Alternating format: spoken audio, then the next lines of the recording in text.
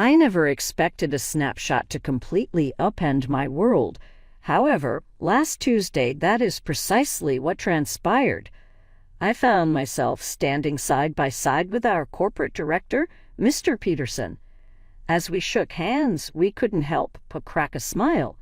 "Finally got that promotion," was the caption. "Consistent effort yields desired results, achieving a major goal in our careers." It was just another social media career update, so I didn't give it any thought before posting it. How naive of me. It was at Marshall and Associates that I received my big break when I was 25 years old. My name is Audrey. Getting to the position of department head from an entry-level manager wasn't a picnic. 3 years of unpaid overtime, innumerable presentations, and an excessive amount of coffee. What really mattered to me was that I accomplished it independently. My phone started buzzing while I was still basking in the glow of my promotion. Even though I didn't have the number saved in my contacts, I knew it right away. The woman I call Mom. After a long 7 years of no contact, she suddenly started calling me. I peered at the computer, my fingers shaking with each movement. When I said, "Hello," my voice was lower than I had hoped. "Audrey, my darling." As far as I could tell, my mother's voice remained unchanged. When she wanted something, she employed that sickly sweet tone. "I, along with your father, just saw your article. You have our utmost admiration." So proud. I felt a slap from the word. When I needed it most, where was that pride? I choked out at thanks while clinging to my desk for support. "We need to have a party. How about you drop by this weekend? If you choose, we may plan a formal celebration just for you. Seeing how far you've gone is something that everyone in the family is proud of." The entire household. Everyone, including Sarah. Sibling number 2. The ideal offspring. The one that everyone loves. The one who is perfect in every way. "I'll give it some thought," I replied, my voice choked with anxiety. "I implore you, my love, your absence has been deeply felt. Do you not agree that we should move forward from the past?" Sitting at my desk and staring into nothingness followed our phone call. No word for 7 long years. Damaged as a result of an online post. It had been 7 long years since I'd left that house, swearing I would never go back. Creating a life apart from them for 7 years. The medical alert bracelet that alerted others to my peanut allergy was on my wrist, and my hand brushed against it. My parents had previously shrugged off my allergy. The very one Sarah had pounced on in her vicious pranks. I couldn't shake the echo of my grandmother's words. Nobody is really family unless they treat you like one. For the last 7 years, she had been my biological parent, guiding me as I navigate collegiate life, having faith in me while others had lost faith. Throughout my thoughts, the phrase "proud of you" resounded. The irony is that those same words, said by one person, can sound hollow, but when spoken by another, they sound real. Scanning my desk, I beheld the photograph. At my college graduation, my grandma and I were there. That day, her pride was genuine, not the fake type that my parents were acting out of character. Anger and hurt from the past surfaced when Mom called. All of a sudden, memories from the past flooded back. Although Sarah was born 3 years before I was, she has always been our family's rock. Sarah sported luxury threads, whereas I rocked thrift shop ensembles. While I sat in drawers with my schoolwork, my folks snapped pictures of her every move using pricey cameras. My 10th birthday is very clear in my mind. The art set I'd wanted for months finally came. Nothing fancy, just a basic kit with colored pencils and a sketchbook. Instead, I got a pack of number 2 pencils because they're what you need for school anyway. That same year, for Sarah's 7th birthday, our parents transformed the entire backyard into a Disney Princess Wonderland, complete with a hired Cinderella. Sarah is just more artistic, Mom would say when relatives questioned the disparity. She needs proper tools to develop her talent. You have to understand, My Aunt Jessica once said to my parents during a family dinner, "Children should be loved equally. This isn't right." I can still see Mom's dismissive wave. "Oh, Jessica, you don't have children. You don't understand. Our girls are just different. Sarah has real potential." The worst part wasn't even the material things. It was the constant emotional undermining. Like the time I won first place in a state math competition. Instead of congratulations, Mom said, "That's nice, dear, but did you see Sarah's painting got displayed in the school hallway?" My grandmother saw through it all. "This isn't right, Margaret," she'd tell my mother. "You're raising one child to be entitled and the other to feel worthless." "Mom, please," my mother would respond with an eye roll. "Sarah is gifted. Audrey is, well, Audrey is ordinary. We're just being realistic about their capabilities." Sarah learned quickly how to exploit her position. She'd break something and blame me, knowing our parents would believe her without question. She'd accidentally spill juice on my homework, then cry when I got upset, making me look like the bad guy. Once, she even told her friends they couldn't play with me because I was the boring sister. The day I got accepted into the advanced mathematics program at school, Sarah had a minor role in a school play. Guess which event my parents attended? I sat alone in the math classroom during the award ceremony, watching other parents beam with pride at their children. My certificate was signed by my teacher and the principal, but my parents never even saw it. "Your sister needs us more," Dad would say whenever I tried to express my feelings. "She has real talents to nurture. You're more independent." Independent. It wasn't a compliment.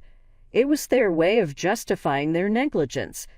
Even our relatives could see it. During family gatherings, conversations would halt when Sarah dramatically demanded attention or deliberately excluded me from activities. The adults exchanged uncomfortable glances. But my parents remained oblivious, or perhaps willfully blind. Life has a way of throwing curveballs when you least expect them. Mine came in the form of a peanut butter sandwich at Grandma's house when I was 12. I'd eaten peanut butter countless times before. It was actually one of my favorite foods.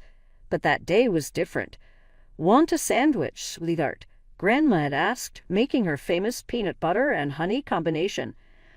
I nodded eagerly, watching her spread the creamy peanut butter across the bread. 3 bites in, something felt wrong. My throat started to tighten and breathing became increasingly difficult. I remember dropping the sandwich, my hands clutching at my throat. What happened next is still a blur in my memory. Grandma's quick thinking saved my life. She immediately recognized the signs of anaphylaxis and called 911. I remember her holding my hand in the ambulance. Her voice steady but scared. "Stay with me, sweetheart. Just keep breathing." My parents arrived at the hospital about an hour later, clearly annoyed at having to leave work.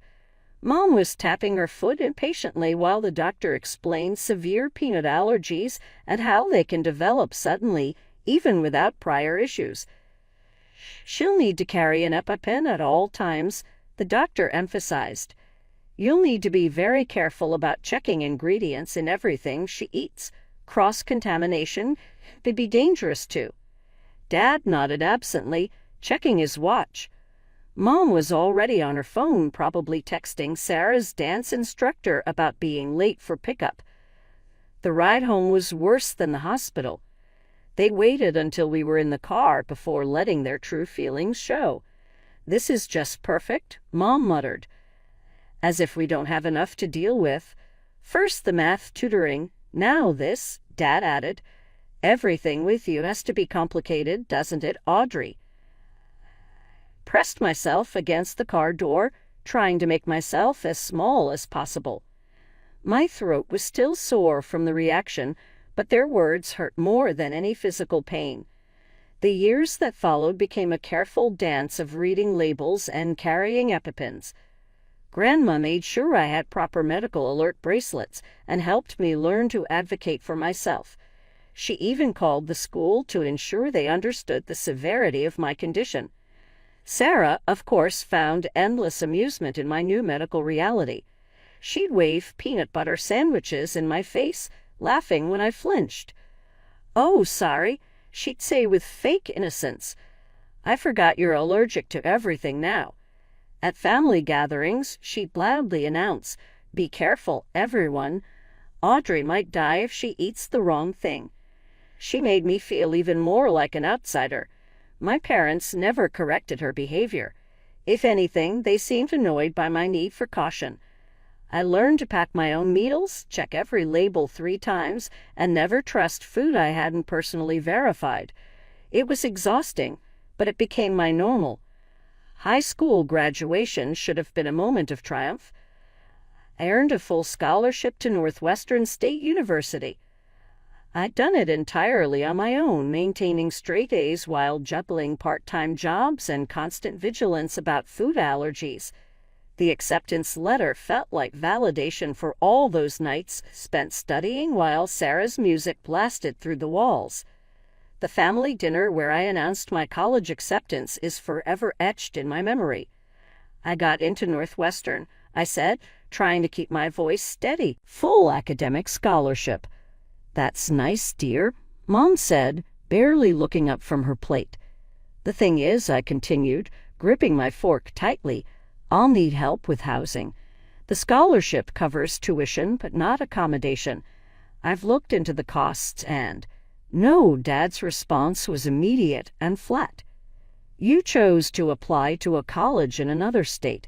That was your decision. We're saving for Sarah's education," Mom added. "She's planning to attend Juilliard in 2 years, and that's not cheap." I stared at my plate, fighting back tears. Sarah smirked from across the table, twirling her pasta with deliberate slowness. "But it's just the housing cost," I tried again. "The scholarship covers everything else." "Audrey," Mom's voice was sharp, "we've made our decision. If you want to go to college out of state, you'll have to figure out the housing situation yourself." That's when the front door opened and Grandma walked in. She held a congratulations balloon and a small gift bag. Her smile faded as she took in the scene. My red eyes, Sarah's smug expression, and our parents' cold faces. "What's going on?" she asked, looking around the table. Sarah giggled, eager to twist the knife. "Oh, Audrey got into college, but she'll be living on the street because Mom and Dad won't pay for her housing. They're saving their money for my Juilliard education instead." The silence that followed was deafening. "Is this true?" Grandma's voice was quiet but sharp. When no one answered, she continued, "Margaret, Richard, how dare you? Your daughter earned a full scholarship, and you won't even help her with housing." "Mom, please," my mother sighed. "Sarah's education." "Sarah's education?" Grandma's voice rose. "What about Audrey's education? What about supporting both your children?" She turned to Sarah, who still wore that satisfied smirk. "You're becoming a cruel, spoiled child. I'm ashamed of how you're behaving." Sarah's face crumpled, and she burst into tears, her usual tactic when things didn't go her way. Mom and Dad immediately rushed to comfort her, shooting angry glares at Grandma and me. "This is exactly what we mean," Mom snapped. "Audrey and you, Mom, you're always causing problems, always making everything difficult." Something inside me snapped. Without a word, I stood up and walked out of the dining room. I climbed the stairs to my bedroom, pulled out my old duffel bag, and started throwing in clothes. Grandma appeared in the doorway a few minutes later. "Pack everything you need, sweetheart. You're coming home with me." "But college?" I started. "We'll take care of it," she said firmly. "I'll pay for your housing. You focus on your studies and building your future." 20 minutes later, we walked out of that house together. We left behind my parents' angry voices and Sarah's theatrical sobs. In that moment, I felt something I hadn't felt in years: hope. College life was everything I'd hoped for and more. My tiny apartment near campus became my sanctuary, a place where I could finally breathe freely without walking on eggshells. Grandma visited often. She never missed a birthday, holiday, or milestone in my life. My parents and Sarah, on the other hand, became ghosts. No calls on Christmas. No cards on my birthday. Not even a text during graduation. 7 years of complete silence. So, when I found myself standing on their doorstep after that phone call about my promotion, it felt surreal. The house hadn't changed. Same cream-colored walls.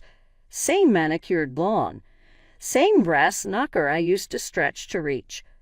Mom opened the door with an enthusiastic, "Audrey," that seemed rehearsed.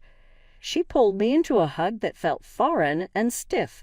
The living room was exactly as I remembered it, still dominated by Sarah's achievements. Her Juilliard degree held the place of honor above the fireplace. She sat in Dad's old armchair, scrolling through her phone, barely acknowledging my presence except to roll her eyes when Mom gushed about my promotion. "We're so proud of you, sweetheart," Mom kept saying, the words sounding hollow after 7 years of silence.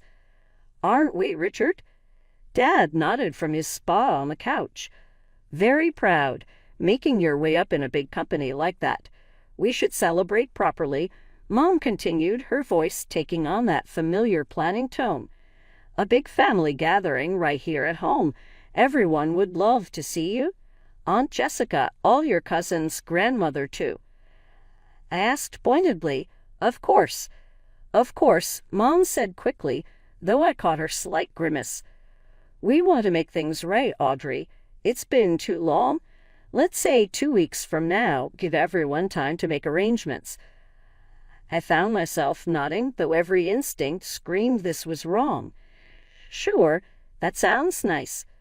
The 2 weeks leading up to the party were strange. Work kept me busy with my new responsibilities, but my phone buzzed constantly with messages from my suddenly attentive family. Mom sent daily texts about party preparations. Sarah, who hadn't acknowledged my existence for 7 years, suddenly sent me a friend request on social media with a message that read, "Time to put the past behind us, sis." Grandma was ecstatic about the reconciliation. "This is all I've ever wanted," she told me over our weekly dinner. "For my family to be whole again." The day of the party arrived, warm and sunny. I pulled up to my parents' house to find cars already lining the street. Inside, the house buzzed with activity. Aunt Jessica's daughter, Emma, darted around with her phone, recording everything like a tiny documentary filmmaker. The smell of catering filled the air, all nut-free. I noticed with surprise.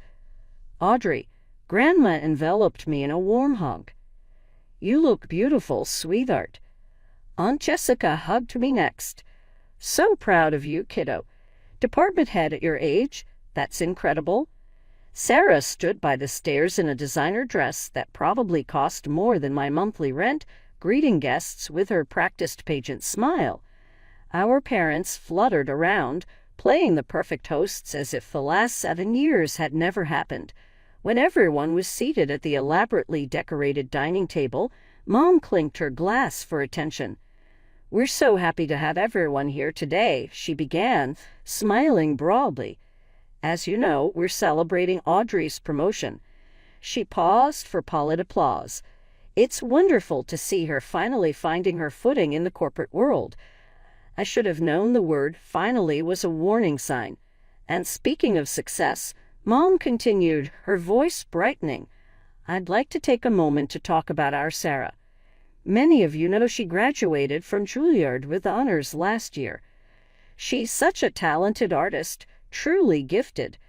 The next 5 minutes were a detailed recap of Sarah's achievements, ending with, "And now that Audrey has this wonderful position in management, we're hoping she'll help her incredibly qualified sister join this prestigious company." The table fell silent.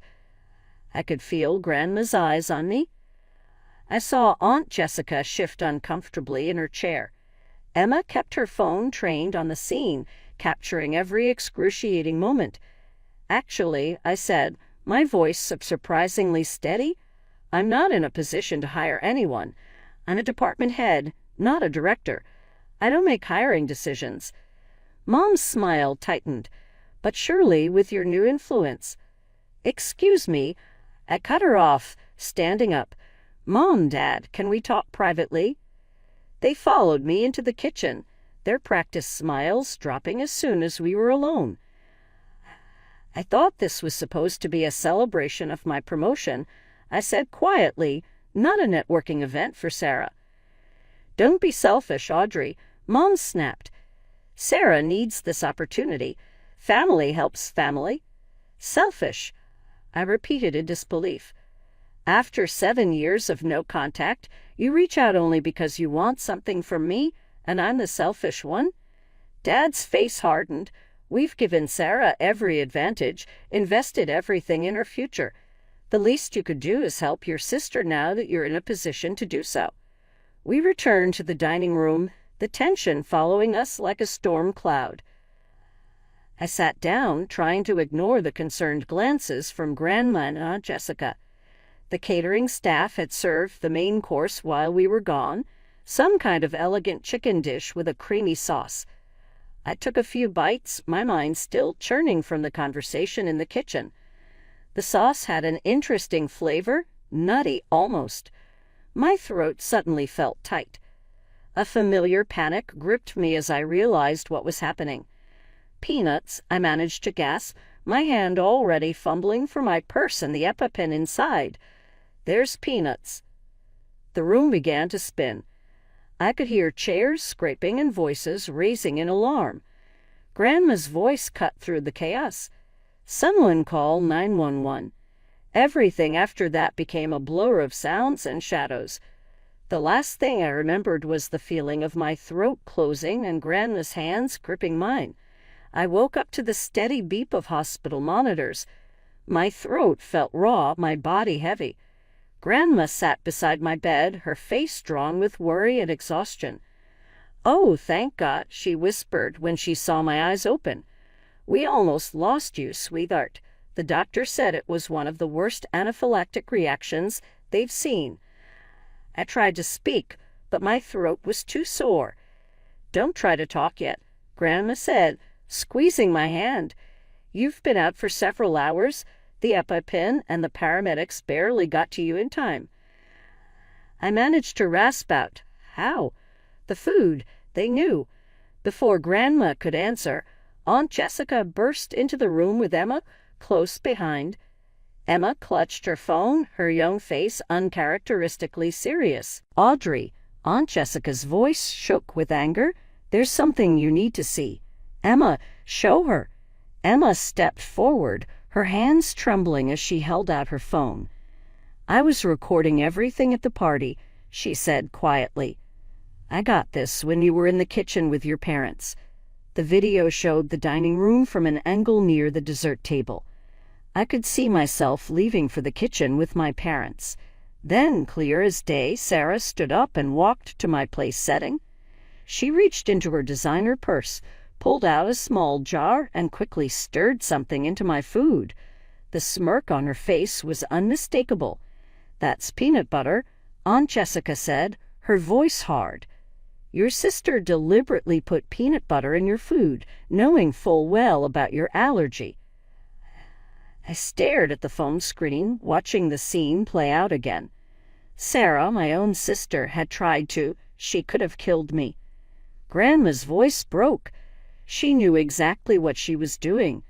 The four of us sat in stunned silence, watching the damning evidence again and again. The casual way she'd done it. The slight smile on her face as she stirred the peanut butter into my food. It was calculated, deliberate. I left the hospital against medical advice driven by a mix of rage and disbelief. The video on Emma's phone felt heavy in my pocket. She'd sent it to me before I left. When I pulled up to my parents' house, my hands were shaking on the steering wheel. They were all in the living room. Mom, Dad, and Sarah, acting as if nothing had happened. As if I hadn't nearly died at their dinner table hours earlier. "What are you doing here?" Sarah asked, barely looking up from her phone. "Shouldn't you be in the hospital being dramatic?" "I know what you did," I said, my voice surprisingly calm. "I know you put peanut butter in my food." Sarah's head snapped up, her face a mask of outrage. Mom jumped to her feet. "How dare you accuse your sister?" she spat. "Haven't you caused enough problems?" I pulled out my phone, pulled up the video, and pressed play. The room fell silent, except for the damning evidence playing on the screen. Sarah methodically stirring peanut butter into my food, that self-satisfied smirk on her face. The color drained from Sarah's face. Then, incredibly, she laughed. "Oh, come on. It was just a prank. You're always so serious about everything." "A prank."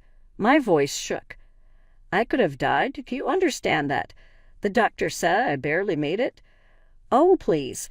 Mom waved her hand dismissively. "You're being melodramatic. Sarah was just having a bit of fun." "Fun?" I stared at them in disbelief. I had an anaphylactic shock. My heart nearly stopped. "Listen carefully." Dad's voice turned cold. "If you even think about taking this to the police, you're no longer our daughter. We'll disinherit you completely." In that moment, everything became crystal clear. These people weren't my family. They never had been.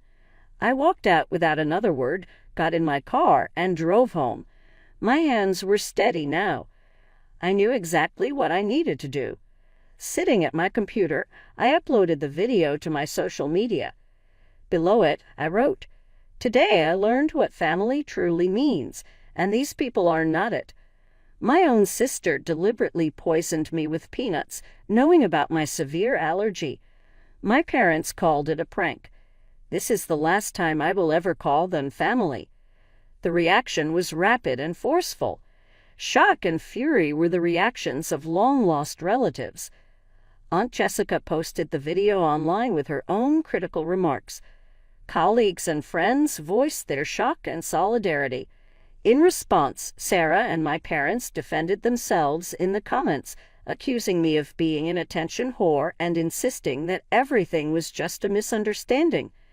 However, the video gave a clear message. I formally reported the incident the following morning by going to the police station. A legal paper was handed out that afternoon by my parents' attorney. They were formally severing ties with me and disowning me. In a heartbreaking video, Sarah detailed how my lies were causing havoc in the family. It wasn't just me, though. Later that night, Grandma gave me a call. "I've spoken to my lawyer," she stated with conviction. "I am severing all ties with them. My sole heir is you, Audrey. I've always considered you more of a daughter than Margaret's." As the messages poured in, I curled up on my couch to read them all. Backing from actual relatives. Greetings from acquaintances. From coworkers. Emma sent a text message that made my phone ring. "You continue to be my beloved cousin. Feel free to drop by for dinner whenever Mom says. I left a poisonous family 7 years ago. On this occasion, I was hurriedly approaching an actual one. You might not always be destined to have the family into which you are born. At times, you'll need to construct your own."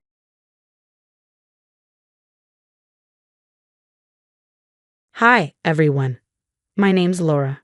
I'm a 28-year-old elementary school teacher in Boston, and this is the story of how my seemingly perfect life spiraled into a nightmare, one that ultimately made me stronger than ever. "You really got lucky with Steve," my sister Lisa had said at my wedding, her words full of warmth and optimism. If only we knew then what I know now. Steve Wilson had swept me off my feet, a successful accountant with a charming smile and all the makings of the perfect gentleman. Our first year of marriage was magical. Beach dates, surprise dinners, and plenty of laughter. Then came Elizabeth. "Dear, you're going to love having me around. I've got so much wisdom to share about pregnancy and raising babies properly," she announced one afternoon during my 3rd trimester, suitcase in hand. I hadn't invited her. Steve hadn't asked. "Mom knows best, babe. "Don't be difficult about this," he said, his tone sharper than I'd ever heard it. That was the beginning. The sweet texts, the caring gestures, everything that had made me fall in love with Steve vanished. Instead, my life became a series of commands, rules, and Elizabeth's constant presence. "Laura, you haven't called in weeks. Is everything okay?" My mom's worried voice crackled through the phone during a rare call. "Steve says I need to focus on the pregnancy," I replied hesitantly. "His mom thinks too much outside stress isn't good for the baby." "Since when do you let others make decisions for you? This isn't like you at all." My mom was right. It wasn't like me, but I couldn't see a way out. One evening, I caught Elizabeth going through my phone. "Just tidying up your contacts, dear. Some of these friends seem like bad influences, especially that Maya. Always trying to stir trouble between you and Steve. Things only got worse. Steve started tracking my location, questioning my every move. Where exactly were you for those extra 15 minutes after school? Why did you spend $30 at Target without asking me first?" At a routine checkup, Dr. Cole noticed something was off. "Laura, is everything all right at home? You seem different." "Everything's fine," I lied, forcing a smile and holding back tears. Dr. Cole wasn't convinced. "Here's my personal number. Call me if you ever need to talk." Elizabeth intercepted the card before I could take it. "We appreciate your concern, doctor, but Laura has all the support she needs, with family." That night, I overheard them in the kitchen. "She's becoming difficult, Steve. All these modern ideas about birth plans and epidurals. In my day, we did things properly." "Don't worry, Mom. I'll make sure she follows your lead. She just needs a firmer hand." I touched my growing belly, feeling utterly trapped. The contractions started at midnight. Through waves of pain, I grabbed my hospital bag. "No need to rush," Elizabeth said dismissively. "First babies take forever. Let's wait it out at home." 2 hours of agony later, I begged, "Please, I need to go to the hospital." "Stop being dramatic," she snapped. "I've delivered hundreds of babies as a nurse. You're barely dilated." By the time we arrived, I was barely coherent. Dr. Cole rushed in, her voice sharp with concern. "She's at 7 centimeters. Why wasn't she brought in sooner?" "Mom said it wasn't time yet," Steve replied nonchalantly. "I want an epidural," I pleaded. "Nonsense," Elizabeth said. "Natural birth builds character." The pain became unbearable. "Please, nurse," I begged. And then Elizabeth did the unthinkable. As I screamed for help, she shoved a towel into my mouth. "Stop embarrassing us. Women have been giving birth naturally for thousands of years." I struggled, trying to push her away, but she was stronger. Steve just stood there, watching. "What's going on here?" Dr. Cole stormed in, yanking Elizabeth's hand away. "Mrs. Wilson, step away from the patient immediately. She's hysterical. I was just trying to help," Elizabeth protested. Security escorted her out, but Steve smoothed it over, convincing them she'd meant no harm. "Do you want to press charges?" a nurse whispered. I couldn't speak. Steve's warning glare silenced me. 4 more hours of agony later, my daughter, Lily, was born. But instead of joy, I felt numb, traumatized. "You caused such a dramatic scene," Steve scolded as I held Lily in my arms. "Mom was only trying to help. You'll apologize to her later." Elizabeth returned with a saccharine smile. "The pain must have made you hallucinate, dear. I would never do such a thing." Over the next few days, I overheard her whispering to relatives. "Poor Steve, stuck with such an unstable wife. I'm worried about the baby's safety. He might need full custody." Dr. Cole tried to speak with me privately, but Steve never left my side. "I've documented everything," she whispered during a checkup. "When you're ready, the records are here." On the day we left the hospital, Elizabeth had already solidified her narrative. The unstable wife, the saintly mother-in-law, the doting husband. But as I clutched Lily closer, something inside me shifted. They might have won this battle, but I was already planning my next move. No one would silence me again. 3 months after Lily's birth, I barely recognized myself. The woman staring back at me in the mirror was a shadow of who I used to be. Elizabeth had taken over everything, my baby, my home, my life.